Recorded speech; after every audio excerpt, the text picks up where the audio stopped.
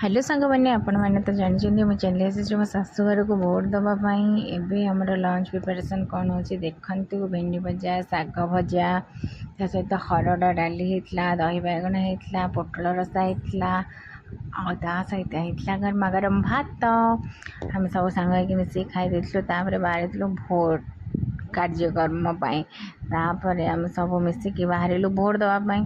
तापर मु चलिली आगे आगे जाकि देखली मो दिवर छिड़ा जाइए बाहर सांग होगी सांगे चलिए एलो एलो एलो एलो ये कौन है बाटर रास्तार गाड़ी कौन हो गला ना पंक्चर समस्त चलिए आगे आगे।